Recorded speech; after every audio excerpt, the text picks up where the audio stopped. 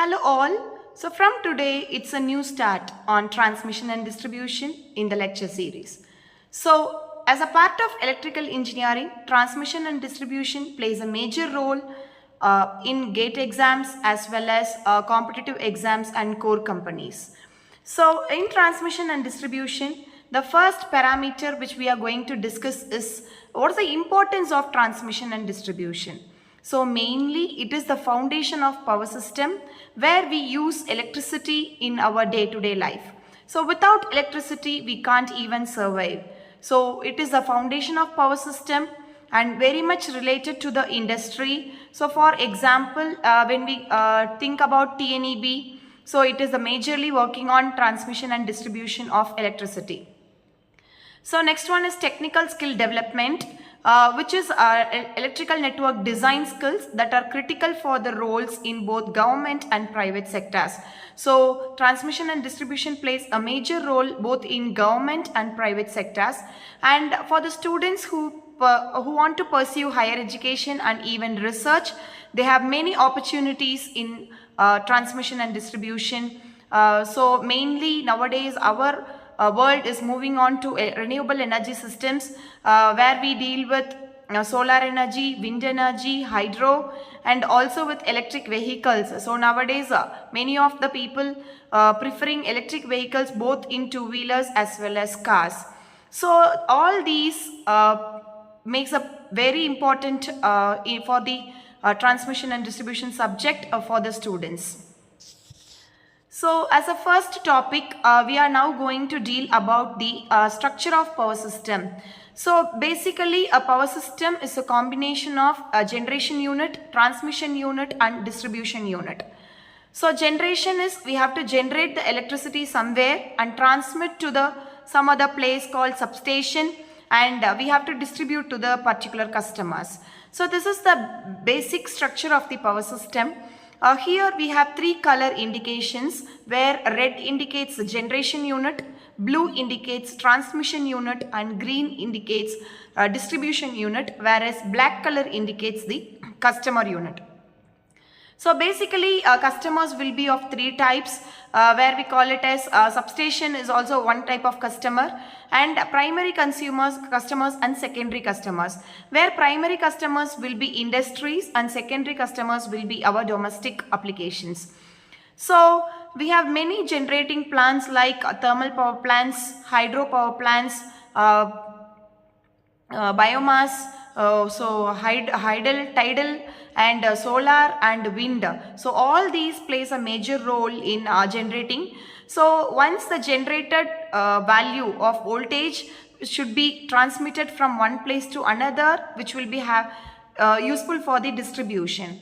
So that transmission we call it as transmission unit, where 130 kV or 230 kV will be there in the transmission unit. So the generating unit will be more than that, and they will step up the transformer and using that the voltage will be increased and transmitted. Then again the voltage will be decreased using step down transformer based on the applications.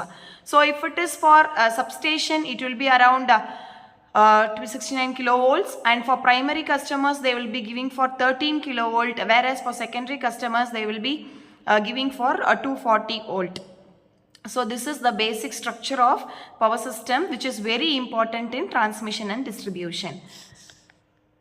So this is we call it as a single line diagram. So the structure is given in a single line where from the generating station to the customers. So this generating station, see they have given it as 11 kilovolt, whereas that 11 kilovolt is increased to 132 kilovolt for transmission purpose, because while transmitting we will be facing many losses. So that's why we are stepping up the voltage. It may be of 132 or 220 or 400 kilovolt. And that 132 will be again reduced to 33 in the secondary transmission, and that 33 will be given back to the industrial customers, primary distribution and secondary distribution. So finally the output will be either of single phase or three phase based on the customers. So previously for domestic applications we were getting single phase from the EB, whereas nowadays our requirements are very high and now people are preferring for three phase. So this is the single line diagram of power system. So coming to voltage levels, so voltage levels is if it is extra low voltage, then it will be below 70, and low voltage it is up to 1000 volt, we call it as low, and medium means it will be 1000 to 35, and high voltage is 35 to 230, and we call it as extra high and ultra high, which is above 230 and 800 respectively. So these are all the different voltage levels. And coming to types of power system. So here we will be generally having two types of power transmission where we can nowadays see nearby our homes, it is overhead transmission. Somewhere they will be using underground transmission also, where the wires will not be visible on the outside. It will be, everything will be underground, beneath the ground. This is what we call it as underground transmission. And different overhead transmission versus underground transmission. So where when we consider system cost, the overhead will be low, whereas underground will be very high, because the cable strength and the material of the cable will be more, because it is put it in the dip hole, dip it, and so the cost will be very high.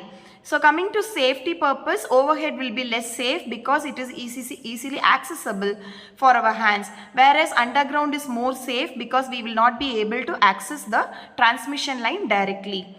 So coming to possibility of expansion, it is easy, whereas we can make, if we need of any expansions, we can attach extra more lines and make it easy. Whereas as well as in underground, it is very difficult because we have to dig and then provide the lines. Coming to size of the conductor of the same capacity, overhead is small, whereas underground is large. And suitability of the long distance is overhead is more suitable than the underground.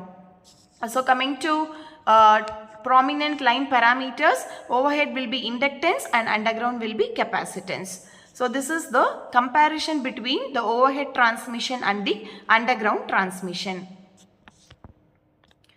So now we are going to have a small assessment where by which of the following systems electric power may be transmitted. So we have learnt about the overhead system, underground system. So transmission is, we need some system to transmit the generated power to the distribution side. So we can do either with the overhead or with the underground. So the right answer will be both A and B. So next question, which are the conductors which connect the consumer's terminals to the distribution? So distributors will not connect the consumer's terminals to the distribution, feeders will not connect. So service mains will connect the consumer's terminals to the distribution. So in this video, we have clearly seen the structure of power system, importance of power system, single line diagram and different types of transmissions. And we had a comparison between the overhead transmission and the underground transmission. We will see in the next video. Thank you.